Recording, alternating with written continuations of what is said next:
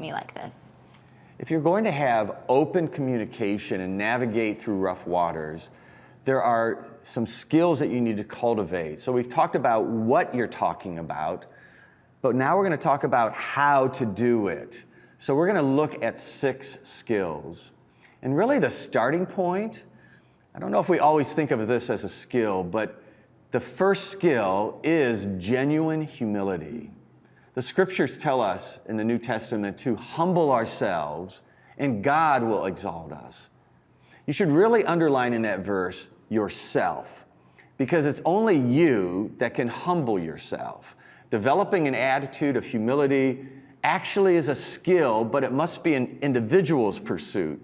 It is not the goal of your partner. Can you imagine if your spouse made it their life goal to humble you? Yeah, good luck. Not going to go real Good well, luck right? with that one. Yeah, that's so true. And this is really the starting point, the essential prerequisite to being able to communicate well and work through a misunderstanding or conflict. My perspective is not the only perspective. So make it your goal to be a humble spouse. Now that is something that will go a long way in benefiting your marriage, especially when that's the goal of both partners. So the second skill is respectful assertiveness. You need to be able to say what you think, and of course that needs to be done in a respectful way, but partners need to take turns listening to each other's viewpoints and consider a different way of looking at an issue or even just looking at themselves. So be careful of shutting down your partner or shutting out their perspective. Mutual assertiveness means that you are being open to your partner as well as open with your partner. The third skill we're going to call active listening. And by active, we mean that you're not being passive. You're actually engaging with your partner with what they're saying, and you're working to make your spouse feel understood. The scriptures say, be quick to hear, slow to speak. So let's talk about what that looks like in a marriage relationship. Yeah, basically you're listening to 2 areas. You're listening to the content of what your partner is saying, like the actual words of what they're saying, but then you're also listening for the meaning and the feelings of the person who's talking. So when you're listening to their words and you're also listening to the feelings and meanings behind them, then you're able to kind of get an understanding of where they're coming from and then ultimately mirror back to them what they're saying and what they're feeling. So just to put this out there, when we say mirror back to them, we're not suggesting that you just restate exactly what they said, because it's going to sound like you're a parrot and you're not really paying attention. No, that's absolutely true. Not parrot. But when you listen and you restate the meaning, the feelings that the person has, and you put it in your own words, you're really getting into your partner's world. You're doing what the scripture said. Particularly as a husband, you are creating a sense of understanding. That's right. So the point is this: don't just think about and listen to the content of what someone is saying, but listen and think about where the other person is coming from, their feelings, their perspective, their background. When you speak from your perspective without looking through the eyes of your spouse, you begin slipping out of the know, and really kind of small, unresolved issues begin piling up and creating distance between you and your spouse. Yeah, it's so true. So, active listening is vital to open communication and to working through any differences. But we're going to develop the skill of communicating and resolving conflicts a little bit more. So this brings us to the 4th skill. We're going to call it mutual affirmation. And this 4th ingredient or skill is necessary particularly for resolving conflicts or any kind of misunderstanding.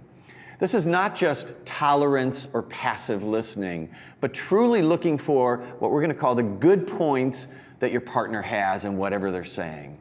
When I was counseling couples who had difficulty with disagreements, one thing they all had in common was that they would not affirm the good point of their partner. I would ask one of them, try to explain the good point of what your spouse is saying. They would state it in a short sentence, when this is after like 10 minutes of explaining their own views and their own good points. I'd say, you sound like a defense attorney building a case when you argue your point. So I would tell them, take a minute, think about your spouse's good points, and try to become your spouse's attorney. Argue his or her case with just as much feeling and conviction as you did your own, with just as many words, and maybe elaborate their good points just as long as you've been elaborating yours? Well, first of all, most of them couldn't do it very well. I had to keep reminding them and working with them. And but longer. and longer and longer. But as they began to develop this, it started to melt their defensiveness. Their willingness to work out their disagreement increased dramatically. And when both of them did this mutual affirmation, they no longer had a problem working through their conflicts. That was such a good idea. So skill number 5 is meaningful apologies. So sooner or later, you're going to have to say, I'm sorry.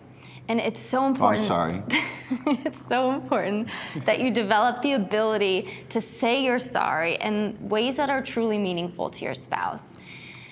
And by the way, don't think that the only time you need to apologize is when you're wrong.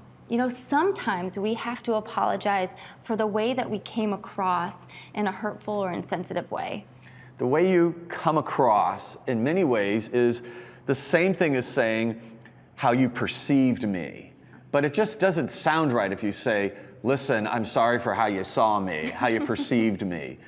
Think about, I want to put myself in your position and see how I come across to you, how you are seeing me, and I want to really genuinely feel for that. I want to take some responsibility for how I came across, right? Exactly.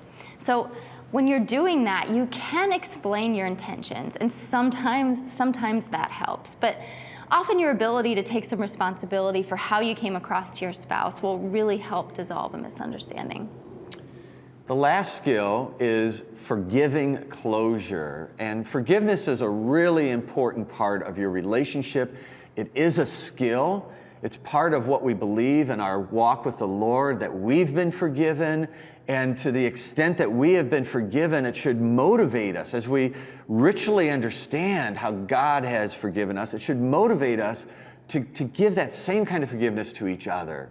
But let me just say that in little misunderstandings, some people don't even think about forgiveness. They just are ruminating on what their partner has done. Even when they give an apology, even when their spouse says, I'm sorry. You're like, I'm sorry, but you still, right? Yeah, They kind of go thanks for saying you're sorry, but, and they just keep going on. So look at how well you can let things go. Bring things to closure inside of you when your partner has let you down or has disappointed you. Meaningful apologies need to be met with a willingness to forgive and move on. So to summarize, staying in the know in your relationship is incredibly important, but it requires some good habits and some good skills. So first, you need to be intentional about having regular talk times. Absolutely. And you need to move deeper in your conversations to what we call those open conversations, more personal, and ultimately that relationship talk stuff. You need to do that, how you're doing in your relationship. And then lastly, you need to exercise the 6 skills. So personal humility, respectful assertiveness, active listening, mutual affirmation, meaningful apologies, and forgiving closure. So work to develop these skills and really create these habits so that you continue to strengthen the first bond of staying in the know.